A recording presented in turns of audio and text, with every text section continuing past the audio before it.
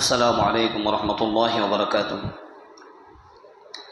আমরা মহান রব্বুল আলামিনের আলিশান দরবারে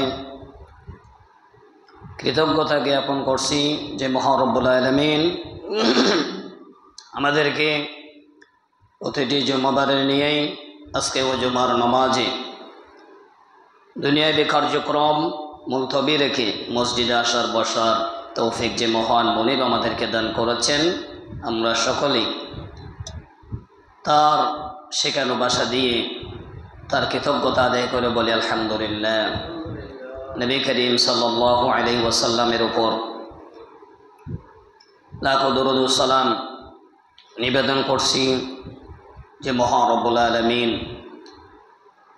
মানবতার যখন শেষ হয়ে যাচ্ছিল, মানুষগুলো তৌহিদ থেকে ছুটে শিরিকের রাস্তা গ্রহণ করেছিল, সেই শিরিকের পথ থেকে তৌহিদের পথকে দেখানোর জন্য যিনি শরীয়তের পরণাদা হিসেবে সর্বশ্রেষ্ঠ সর্বকালের সর্বশ্রেষ্ঠ মহামানব বিশ্বনবী মুহাম্মদ রাসূলুল্লাহ সাল্লাল্লাহু আলাইহি ওয়াসাল্লামকে রাসূল হিসেবে প্রেরণ করে আমাদেরকে তিনি যে দয়া করেছেন, সেজন্য আরেকবার তার শুকরিয়া আদায় করে বলে আলহামদুলিল্লাহ।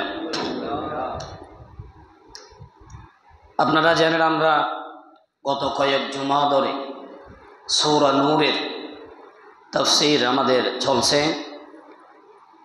গত জুমাতে আমরা সূরা নূরের ২৪ নং আয়াতের আলোচনা হয়েছিল। আজকেও সেখান থেকে আমরা একটু আলোচনাগুলো শুনব, মুযাকারা করব, যাতে আমাদের গত জুমার আলোচনাটুকু আবারও আমাদের হৃদয়ে, আমাদের ব্রেনে, আমাদের মস্তিষ্কে যাতে এটা স্মরণ হয়। আল্লাহ রাব্বুল আলামিন কোরআনে কারীমের মধ্যে স্পষ্টভাবে বর্ণনা করেছেন, ইয়াউমা তাশহাদু আলাইহিম আলসিনাতুহুম ওয়া আইদিহিম ওয়া আরজুলুহুম বিমা কানু ইয়ামালুন। ইয়াউম, সেদিন, কিয়ামতের দিন, তাশহাদু আলাইহিম আলসিনাতুহুম, তাদের জিহ্বা সাক্ষী দিবে, ওয়া আইদিহিম, তাদের হাত সাক্ষ্য দেবে, ওয়া আরজুলুহুম, তাদের পাগুলো সাক্ষ্য দিবে, বিমা কানু ইয়ামালুন, তারা যা আমল করেছিল সেগুলো। তাহলে আমাদের শরীরের অঙ্গ প্রত্যঙ্গ হচ্ছে প্রত্যক্ষ দর্শী, যেগুলো আমাদের ভালো করি বা মন্দ করি সবটারই সাক্ষী হয়ে যাবে। সেজন্য রাসূল করিম সাল্লাল্লাহু আলাইহি সাল্লাম তাসবিহে ফাতেমি, যেটা নামাজের ফরজ নামাজের পরে সুবহানাল্লাহ 33 বার, আলহামদুলিল্লাহ 33 বার, আল্লাহু আকবার 33 বার, এগুলো তিনি হাতের আঙ্গুল দিয়ে গণনা করতেন, কারণ এই হাতটা আমার পক্ষে সাক্ষী দিবে, না হয় বিপক্ষে সাক্ষী দিবে বলে সুবহানাল্লাহ। তাহলে আমাদের শরীরের অঙ্গ প্রত্যঙ্গগুলো রাজসাক্ষী, আমাদের কাজকর্মগুলো পৃথিবীর কেউ জানুক বা না জানুক, তিনি বান্দার অঙ্গ প্রত্যঙ্গের মাধ্যমে কিয়ামতের ময়দানে রাজসাক্ষী হিসেবে তাদেরকে কথা বলার শক্তি দান করবেন। আল্লাহু আকবার। এবং মানুষ বলবে, আমি তো তোমাকে সুখী করার জন্য, তোমাকে আমি, চক্ষুকে বলবেন, আমি তোমাকে ফজরের নামাজ না পড়ে আমি ঘুমিয়েছি তোমার আরামের জন্য, তোমার আয়েশের জন্য। হাত বলবে, সমস্ত কিছু তার বিরুদ্ধে যখন সাক্ষ্য দিতে আরম্ভ করবে, তখন সে বলবে তোমাকে কিসে, তোমাদেরকে কিসে কথা বলতে বলছে? তখন তারা নিজেরাই বলবেন ক্বালু আনতাকানাল্লাহুল্লাযী আনতাকা কুল্লা শাই। আল্লাহ সমস্ত কিছুকে, যিনি কথা বলার শক্তি দিয়েছেন, আজকে এই হাশরের ময়দানে তিনি আমাদেরকে কথা বলার শক্তি দিয়েছেন বলে সুবহানাল্লাহ। আমাদের করার কিচ্ছু নেই।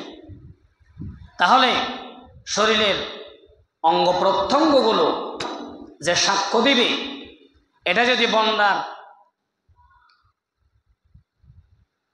ব্রেনে যদি এই জিনিসটা থাকে, তাহলে মানুষ কখনো খারাপ কাজে লিপ্ত হতে পারে না।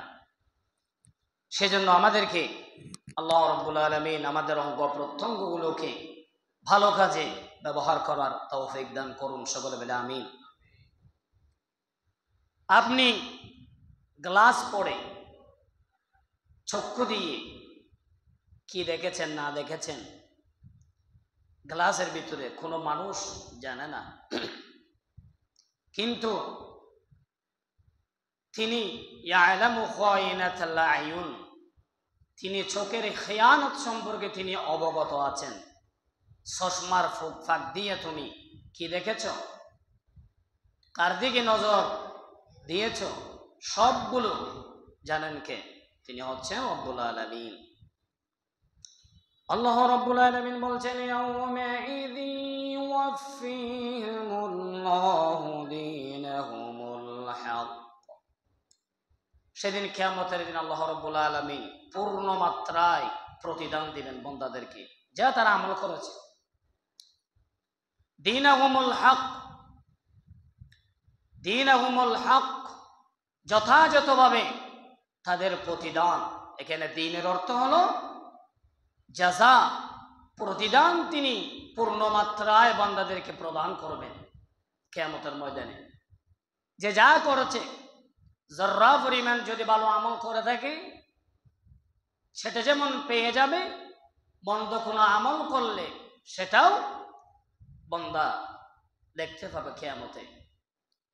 এবং বান্দা বলবেন লা ইউগাদিরু সাগীরাতান ওয়ালা কাবীরাতান ইল্লা আহসাহা।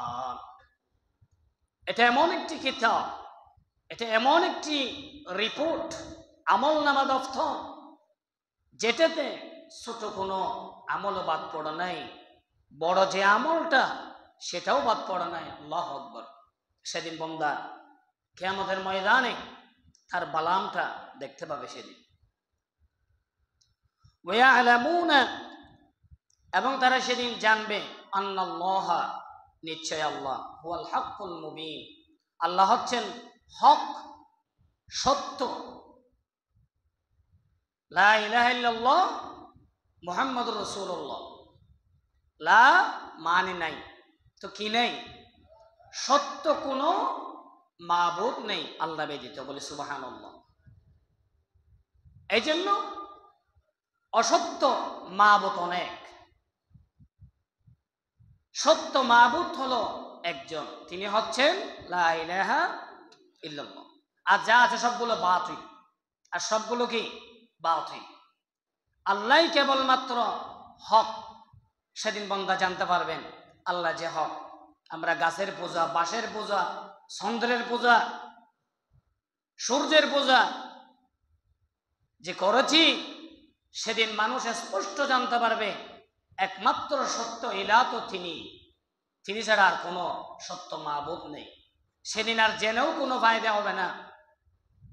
এই জন্য আল্লাহ একজন, হক সত্য মাবুদ হলো একজন, তিনি হচ্ছেন রব্বুল আলামিন। আর তিনি হচ্ছেন মুবিন, স্পষ্ট, যিনি ব্যক্ত করেন। আল্লাহর কথা স্পষ্ট, আল্লাহর কথা স্পষ্ট না অস্পষ্ট? স্পষ্ট। আল্লাহ যা বলেছেন সব স্পষ্ট বলেছেন। মানুষ আজকে উপন্যাস পড়ে, কোরআন বাদ দিয়ে, হাদিস বাদ দিয়ে, মানুষের মতাদর্শের কিতাবগুলো, বইগুলো তারা পড়েন, বলেন যে কোরআন বোঝা আমাদের জন্য সম্ভব নয়, কারণ এটাতে বক্রতা আছে। বলেন আউযুবিল্লাহ। আল্লাহ নিজে বলছেন কোরআন আল্লাহ স্পষ্টভাবে সহজভাবে আল্লাহ নাজিল করেছেন, বলে সুবহানাল্লাহ। ওয়ালাকাদ ইয়াসসারনাল কুরআনা লিয-যিকরি ফাহাল মিন মুদ্দাকির। ওয়ালাকাদ ইয়াসসারনাল কুরআন, আমি কোরআনকে সহজ করে দিয়েছি। কিসের জন্য? লিয-যিকর, উপদেশ গ্রহণ করার জন্য। ফাহাল মিন মুদ্দাকির, এমনকি কেউ আছে যে উপদেশ গ্রহণ করবে? বলে সুবহানাল্লাহ। তাহলে কোরআন আল্লাহ সহজভাবে নাজিল করেছেন এবং স্পষ্টভাবে নাজিল করেছেন, বলে সুবহানাল্লাহ। কোরআন অস্পষ্ট কিতাব নয়। আজকে মানুষ ইংরেজি ভালো বোঝে, বাংলা সাহিত্য ভালো বোঝে, উর্দু, ফার্সি, আরো যা ভাষা আছে সব কিতাবগুলো বুঝতে তার কোনো অসুবিধা নেই, কিন্তু একমাত্র কিতাব, যে কিতাবটা এত সহজভাবে আল্লাহ নাজিল করেছেন, এরপরও বান্দা কোরআন বুঝতে চেষ্টা করে না। বলে নাউযুবিল্লাহ। অথচ কোরআন হলো সুস্পষ্ট একটি কিতাব, যেটি সহজভাবে আল্লাহ নাজিল করে দিয়েছেন বান্দার হেদায়েতের জন্য, মানুষের হেদায়েতের জন্য, বলে সুবহানাল্লাহ। এটি মানুষ বুঝতে চেষ্টা করে না। অথচ ফিকার কিতাব, এটা মানুষই লিখেছেন, কত কঠিন কিতাব, এটা আমি বুঝি, হেদায়া বুঝি, আরেকটা বুঝি, আরেকটা বুঝি, কিন্তু আমি আলেম, আমি কিন্তু মাদ্রাসায় পড়ব, কিন্তু আমি সূরা ফাতিহার অনুবাদটা বুঝি না। এটা বড় দুঃখের বিষয়, আক্ষেপের সাথে এটা বলতে হয়।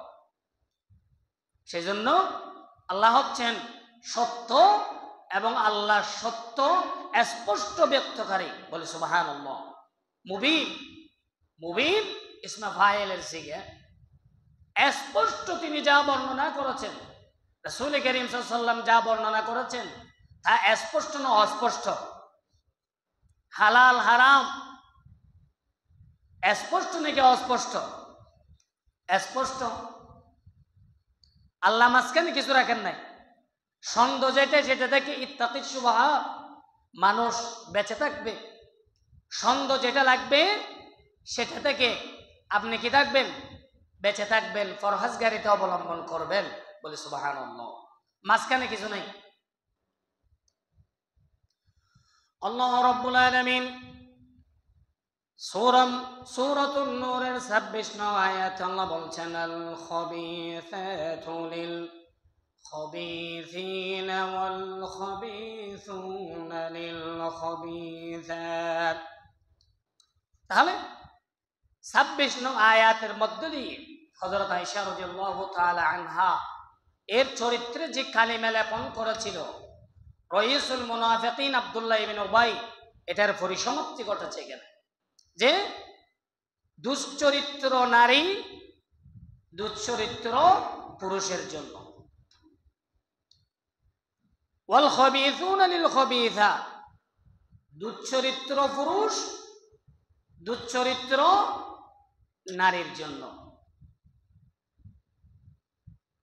আবার খারাপ কথা খারাপ নারীদের জন্য, খারাপ কথা খারাপ পুরুষদের জন্য। দুই রকমের ব্যাখ্যা। আব্দুল্লাহ ইবনে উবাই রাসূলের স্ত্রী আয়েশা রাদিয়াল্লাহু তাআলা আনহার নামে যেই ইফকের ঘটনা, যে তুহমত দিয়েছিল, এগুলো রাসূলের পরিবারের জন্য নয়, এগুলো হযরত আয়েশা সিদ্দিকা রাদিয়াল্লাহু তাআলা আনহার শানে নয়, হযরত আবু বকর সিদ্দিকের পরিবারের জন্য নয়, রাইসুল মুনাফিকিন আব্দুল্লাহ ইবনে উবাইয়ের জন্য, তার পরিবারের জন্য মানায়, ঠিক কি না? রাসূলের পরিবারের জন্য খারাপ কথা, খারাপ স্ত্রী, এই জন্য কোন নবীর স্ত্রী কাফেরা ছিল, কিন্তু কোন নবীর স্ত্রী দুশ্চরিত্রা ছিল, এরকম একটা হাদিস বা কোরআনের নস নেই। আল্লাহু আকবার।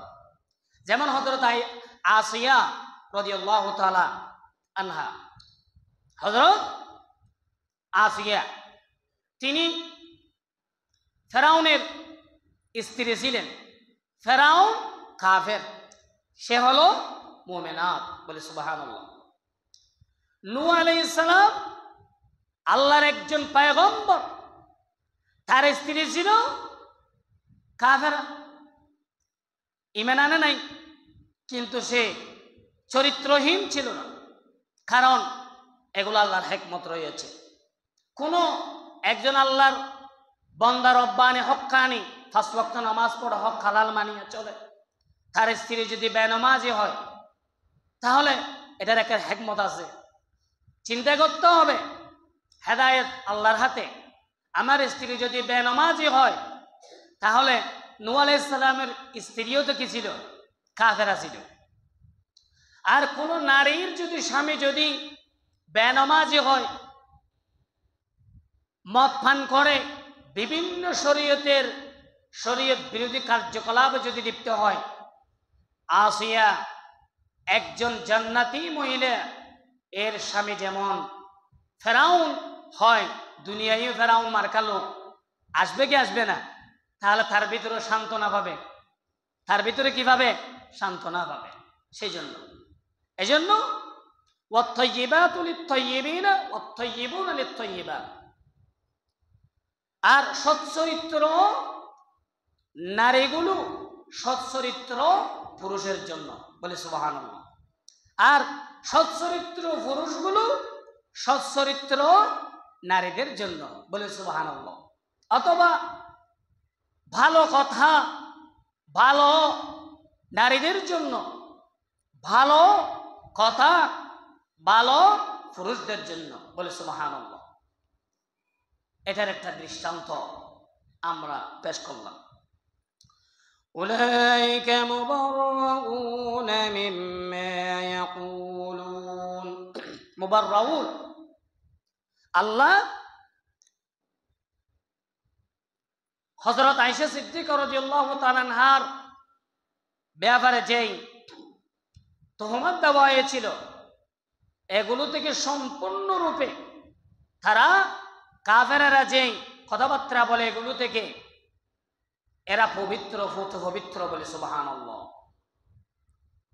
হযরত আয়েশা সিদ্দিকা রাদিয়াল্লাহু তাআলা আনহা এর চরিত্রের সার্টিফিকেট আল্লাহ দিয়েছেন, মুবাররাউন, তারা এর থেকে সম্পূর্ণ পবিত্র।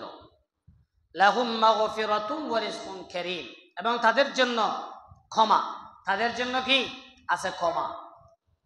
ওয়া রিজকুন কারীম, সম্মানজনক রিজিক, জীবিকা।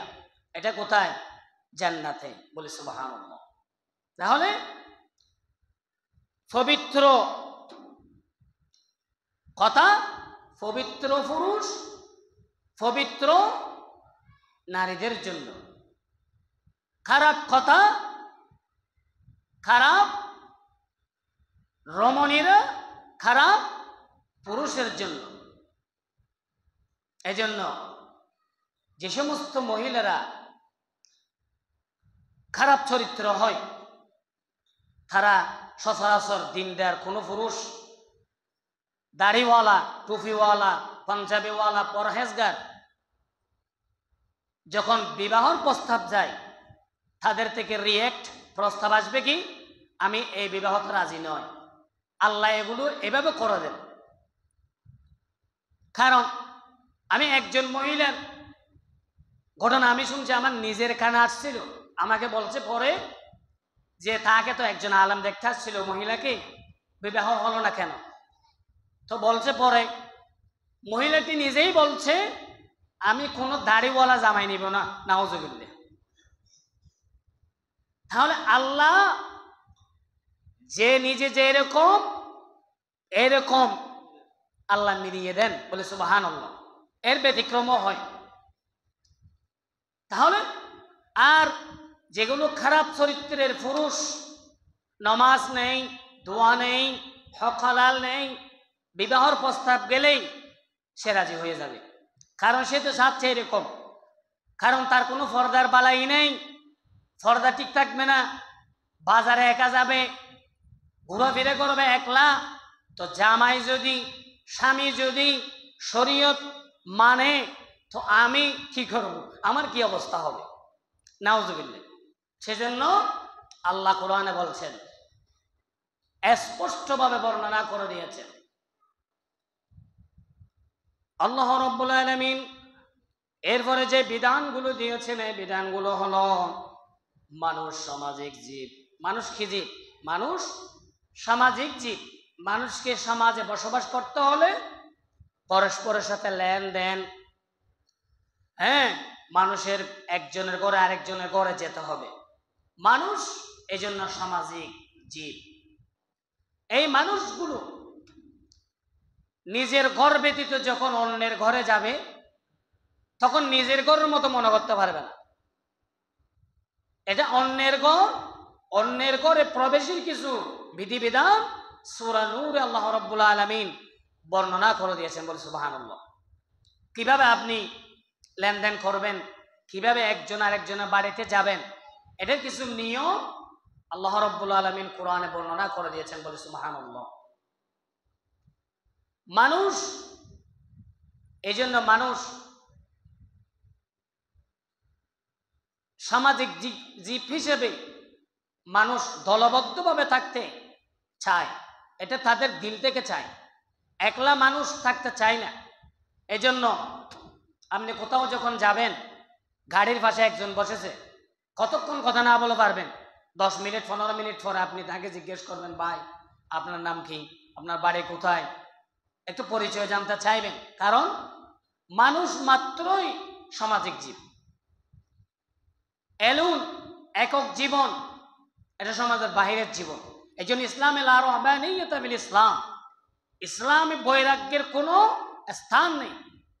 রাসূল কারীম সাল্লাল্লাহু আলাইহি ওয়াসাল্লামের ইবাদতের কথা শুনে 3 জন সাহাবী 3 ধরনের সিদ্ধান্ত নিয়েছিল।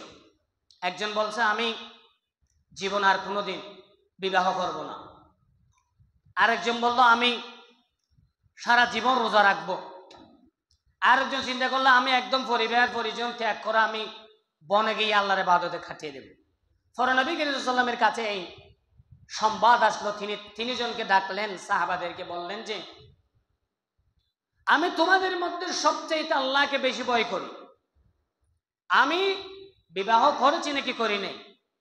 রাসূল করিম সাল্লাল্লাহু আলাইহি ওয়াসাল্লামের বিবাহ বরঞ্চ সর্বাধিক। সুবহানাল্লাহ বলুন।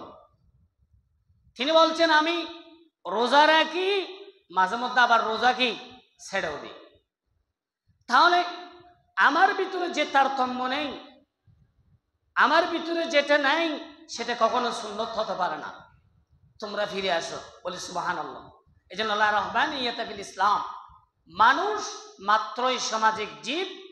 মানুষ সমাজে চলাফেরা করতে গেলে সামাজিক কিছু নিয়ম বিধান আল্লাহ এ কোরআনের আয়াতগুলোতে বর্ণনা করেছেন। আল্লাহ রাব্বুল আলামিন বলছেন, ইয়া আইয়ুহাল্লাযীনা আমানু লা তাদখুলু বুয়ুতান গায়রা বুয়ুতিকুম হাত্তা তাস্তানিসু ওয়া তুসাল্লিমু আলা আহলিহা যালিকুম খায়রুল লাকুম লাআল্লাকুম তাযাক্কারুন। ও হে ঈমানদাররা, যারা ঈমান এনেছো, লা তাদখুলু বুয়ুতান গায়রা বুয়ুতিকুম, তোমাদের ঘর ব্যতীত অন্যের ঘরে যখন তোমরা প্রবেশ করবে না যতক্ষণ তোমরা অনুমতি না নেবে। সুবহানাল্লাহ বলো, পারমিশন নাই। ওয়া তুসাল্লিমু, সালাম না দিবে, আলা আহলিহা, ঘরের অধিবাসীদেরকে। ততক্ষণ পর্যন্ত তুমি তোমার ঘর ব্যতীত অন্যের ঘরে প্রবেশ করবে না। সুবহানাল্লাহ। হাদিস শরীফে আছে, আপনার জানালা দরজার ফাঁক ফুক দিয়ে যদি কেউ যদি বাড়ির দিকে যদি নজর দেয়, আপনি যদি দেখেন তাকে অস্ত্র দিয়ে যদি তার চক্ষু ফুটো করে দেন, ইসলামিক ল অনুযায়ী কোনো বিচার নেই। কারণ পর্দার বিধান দেওয়া হয়েছে অনুমতিটা নেওয়া হচ্ছে কেন? যাতে ভিতরে অবস্থাদি না জানার মানে অজানা থাকে, আপনি যাওয়ার আগে যেন বাড়ির অবস্থাটা তুমি আসছো এটা জানতে পারা যায়। সুবহানাল্লাহ বলুন, কি সুন্দর নিয়ম। এই জন্য এখান থেকে ইজিনের কথা, তাস্তাদিনু মানে তাস্তানিসু মানে তাস্তাদিনু অনুমতি। তো এখানে কয়বার অনুমতি নেবেন, সালাম আগে দিবেন না অনুমতি আগে নেবেন, এই বিষয়গুলো এখানে আসে না। এখানে এসেছে হাদিসের মধ্যে অনুমতি নিতে হবে 3 বার। কয়বার? এবং সালাম আগে, কালাম পরে, অনুমতিটা নেবেন পরে। আগে আসসালামু আলাইকুম বলতে হবে, কোনো সারা শব্দ নেই, আপনি আবার সালাম দিবেন আসসালামু আলাইকুম। কোনো সারা শব্দ নেই, আরেকটা সালাম দিবেন আসসালামু আলাইকুম। যদি আপনাকে অনুমতি দেওয়া হয় তাহলে আপনি ভিতরে প্রবেশ করতে পারবেন, বলে সুবহানাল্লাহ, নতবা আপনি চলে যাবেন। এটাই হচ্ছে ইসলামের বিধান। কি সুন্দর এই বিধানগুলো আজকে না থাকার কারণে পরকীয়া সম্পর্ক, পরকীয়া এগুলো ঘরে ঘরে, জেনা ব্যভিচার এগুলো ঘরে ঘরে হচ্ছে কি হচ্ছে না, অনুমতি নেই।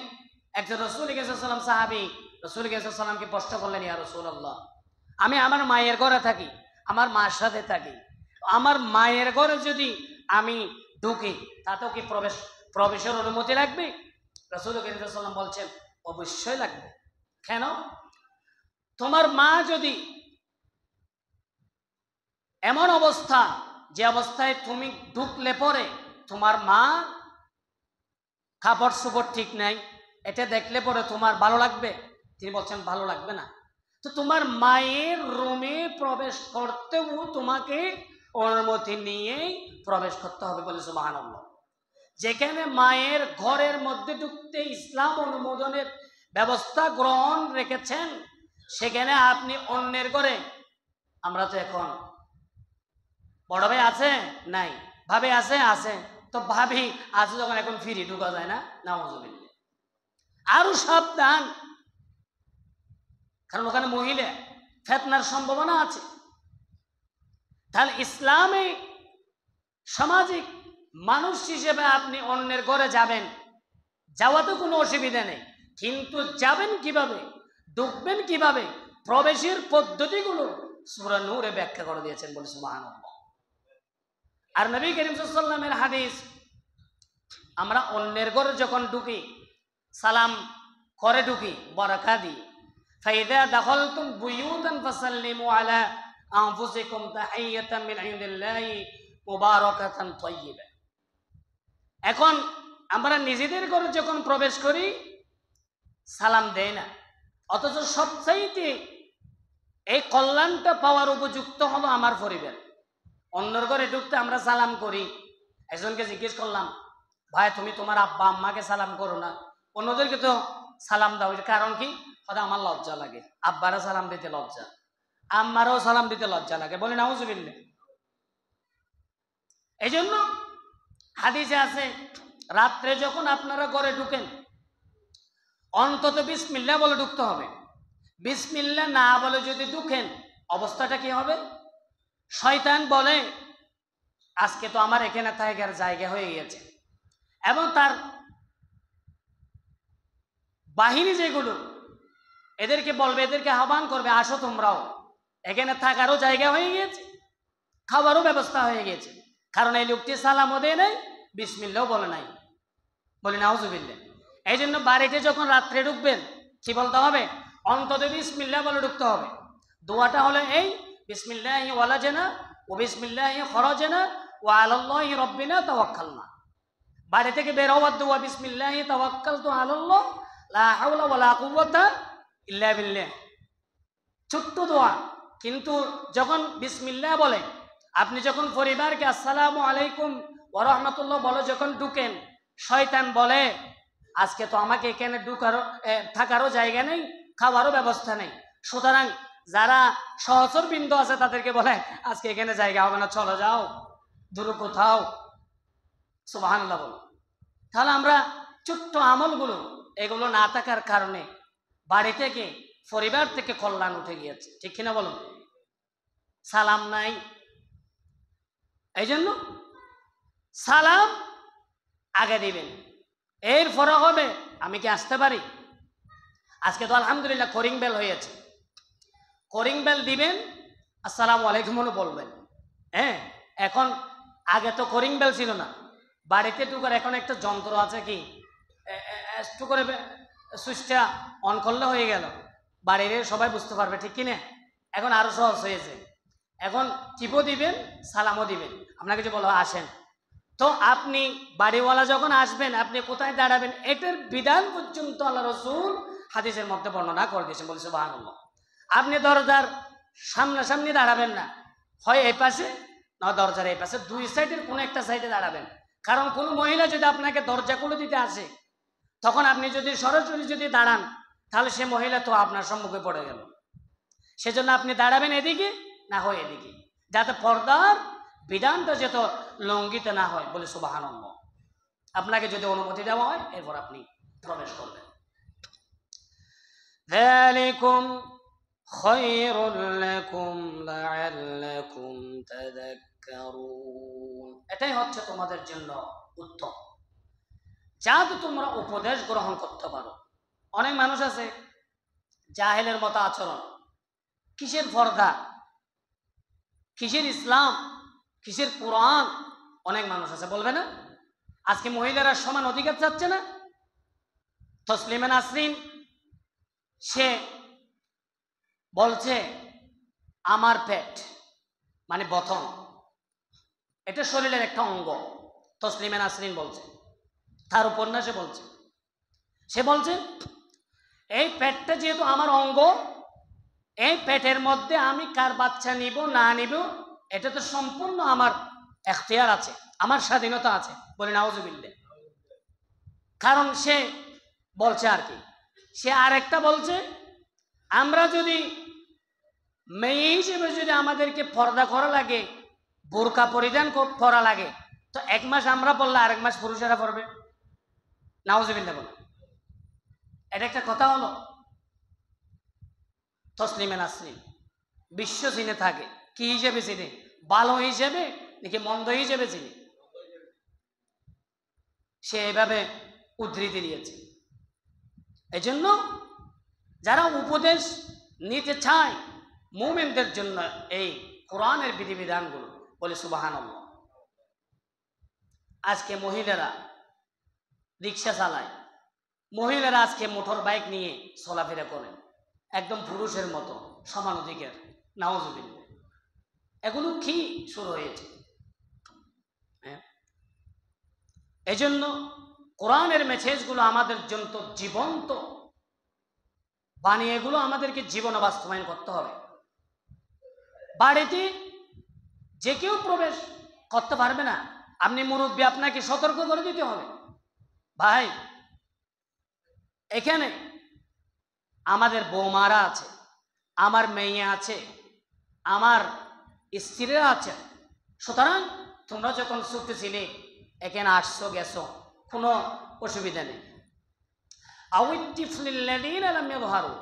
যে সমস্ত শিশুরা এখনো মেয়ে বা পুরুষ অঙ্গ প্রত্যঙ্গগুলো ভালোভাবে বুঝতে পারে না, এরকম ছেলে মেয়েদের ক্ষেত্রে কোনো পর্দা নেই। কিন্তু এখন তোমরা বড় হয়েছ, এখানে ওঠু আসা যাবে না, অনুমতি নিয়ে আসতে হবে, বুঝলেন নাই? এগুলো শরীয়তের বিধান, এগুলো কি শরীয়তের বিধান।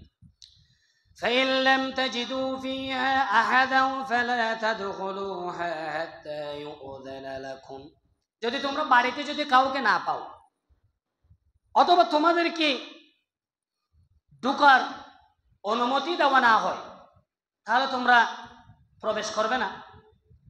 যেমন একটা বাড়িতে আপনি গিয়েছেন, সালাম দিয়েছেন, অনুমতি চেয়েছেন, নীরব, আপনি জানেন সেখানে মানুষজন আছে, কিন্তু অবস্থাটা আপনাকে ঢুকানোর মতো পরিবেশটা নেই, আপনাকে চলে যেতে হবে সেখান থেকে। সুবহানাল্লাহ। ওয়া ইন কিলা লাকুম ইরজিউ ফারজিউ হুয়া আযকা লাকুম, যে তোমাকে যদি বলা হয় এখন ফিরে যাও, ফারজিউ, তোমাকে ফিরে যেতে হবে, বলে সুবহানাল্লাহ। হুয়া যাকালাকুম, এটাই অন্তরের অধিকতর পরিশুদ্ধতা। বলে সুবহানাল্লাহ, চরিত্র। ভাই এখন আপনি আসিয়েন না, আপনার ভাই নাই, পড়া আসিয়েন। এখন আপনি ঢুকবেন নাকি? তো এখন আপনি ভাইয়ের সাথে দেখা হলে তার স্ত্রীর বিরুদ্ধে বলবেন, আমি বাড়িতে গিয়েছিলাম, আমাকে বসতে দেন, কেমন বেয়াদব মেয়ে। এগুলো শরীয়তে বলে এটা এটা তার প্রশংসা করা হয়েছে। এগুলো কি করা হয়েছে? তার প্রশংসা করা হয়েছে। বেয়াদব যে বলা হয়েছে এগুলো প্রশংসা। আর যে মেয়ে কোনো স্বামী নেই, কোনো পুরুষ নেই, আপনাকে ভালো করে ঢুকাইয়া চা নাস্তা দিল, ভালো করে গল্প সল্প করলো, ঢুকে আপনি মাশাআল্লাহ ভাই আপনার স্ত্রী আমার সাথে যে গল্প গুজব করেছে কি ভালো মেয়ে, এই সবগুলো হচ্ছে অপ্রশংসা। ইসলামে প্রশংসা কোনটা? যেটা তার বিরুদ্ধে বলা হয়েছে এটা প্রশংসা। এই জন্য মহিলা বাড়িতে ঢোকার অনুমতি যদি না পান আপনি ফিরে যাবেন। আবু মুসা আশআরী রাদিয়াল্লাহু তাআলা আনহু একজন সাহাবী, তিনি হযরত ওমরের বাড়িতে গিয়েছেন, যিনি আমিরুল মুমিনিন হয়েছেন। যাওয়ার পর আসসালামু আলাইকুম, কোনো উত্তর নাই। আবার আসসালামু আলাইকুম, কোনো উত্তর নাই। আসসালামু আলাইকুম, তিনি চলে গেলেন। পরে তার সাথে দেখা হলো যে তুমি তো আমার বাড়িতে গিয়েছিলে, ফিরে আসলে যে? তিনি বলছেন, আমি তো আল্লাহ রসুলের একটা হাদিস আছে, তিনবার সালাম দেওয়ার পরে যদি অনুমতি না পাও তুমি ফিরে যাবে, এজন্য আমি ফিরে এসেছি। হযরত ওমর রাদিয়াল্লাহু তাআলা আনহু তিনি বলছেন, রসুলকে আমি পুরো জীবনে পেয়েছি, তুমি যে রসুল বলেছেন এই কথাটা যে বলছ, এটার ব্যাপারে সাক্ষী পেশ করতে হবে, নতুবা আমি তোমার পিঠের মধ্যে বেত মারবো। একথা যে রসুল যে বলেছেন, কোথায় বলছেন? দলিল পেশ করো। তিনি আনসারী দলের একটা দলের মধ্যে তিনি গিয়ে বলছেন যে তোমরা কে আছো যে আমাকে ওমরের শাস্তি থেকে আমাকে বাঁচাবে? তো কি ব্যাপার? তিনি বলছেন যে আমি এই এই কথা। তো তিনারা বলছেন এ হাদিসটা তো আমরাও জানি, অনেক সাহাবীরা বলছেন, শুধু আমরা না, এই যে 8 বছরের একজন বালক আবু সাঈদ আল খুদরি রাদিয়াল্লাহু তাআলা আনহু, তিনি একজন সাহাবী, তিনি 8 বছরের একজন বালক, তিনিও এই হাদিস কেনা জানেন এবং শুনছেন। সুবহানাল্লাহ। তিনি বলছেন তুমি ওকে নিয়ে যাও ওমরের কাছে। নিয়ে যাওয়ার পরে তিনি বলছেন এই হাদিসটা আমিও জানি। তিনি আফসোস করে বলছিলেন বেচা কিনে দুনিয়ার জীবনের ব্যস্ততা, আমি ওমরকে রসুলের এই গুরুত্বপূর্ণ হাদিস আমি জানি না। আল্লাহু আকবার। তিনি এরপরে হযরত আবু মুসা আশআরীকে বলছেন, হে আবু মুসা আশআরী, তুমি সাহাবী, তোমার ব্যাপারে তুমি যে মিথ্যা বলবে এ ধারণা আমার নাই, তবে রসুলের ব্যাপারে অনেক সময় আসবে, রসুল বলছেন, হাদিস শরীফে আছে, রসুল বলছেন বলে বলে মানুষেরা রসুলের নামে মিথ্যা বলবে, সেজন্য এই দরজাটা আমি বন্ধ করে দিলাম। বলি সুবহানাল্লাহ। এজন্য হাদিস যখন রসুলের শানে বলবেন তখন সঠিক কথাটাই বলতে হবে। বলি সুবহানাল্লাহ। যদি রসুল না বলে এরকম কথা যদি হাদিস বলে চালিয়ে দেন, মান কাযাবা আলাইয়া মুতাআম্মিদান ফালইয়াতাবাওয়া মাকআদুহু মিনান নার, যে ইচ্ছাকৃতভাবে রসুল বলছেন বলে রসুলের নামে মিথ্যা চালায়, তার স্থানটা সে জাহান্নামে করে নিলে। বলে নাউযুবিল্লাহ। সেজন্য এই যে হযরত আবু মুসা আশআরী কারো বাড়িতে যখন এই যে হযরত ওমরের কাছে গিয়ে তিনি 3 বার সালাম দিয়ে আবার ফিরে গিয়েছেন, এটা থেকে কি প্রমাণিত হয়? সেজন্য আমরা কারো বাড়িতে যখন ঢুকবো, ঢুকার আগে কি নিতে হবে? সালাম দিবেন, তারপরে অনুমতি নেবেন। তাহলে সমাজটা সুন্দর হবে কি হবে না? আমাদের পরিবারটা সুন্দর হবে কি হবে না? তাহলে কোথায় অনুমতি লাগবে না, এই ব্যাপারটা ইনশাআল্লাহ আমরা আগামী জুমাতে আলোচনা রাখবো, যদি আল্লাহ তৌফিক দেন। আল্লাহ রাব্বুল আলামিন আমরা যতটুকু আলোচনা হয়েছে এখান থেকে আমাদের নিজেদেরকে উপকৃত হওয়ার আল্লাহ তৌফিক দান করুন। সকলে বলে আমিন। ওয়া আখিরু দাওয়াহুম আলহামদুলিল্লাহি রাব্বিল আলামিন। আসসালামু আলাইকুম ওয়া রাহমাতুল্লাহি ওয়া বারাকাতুহু।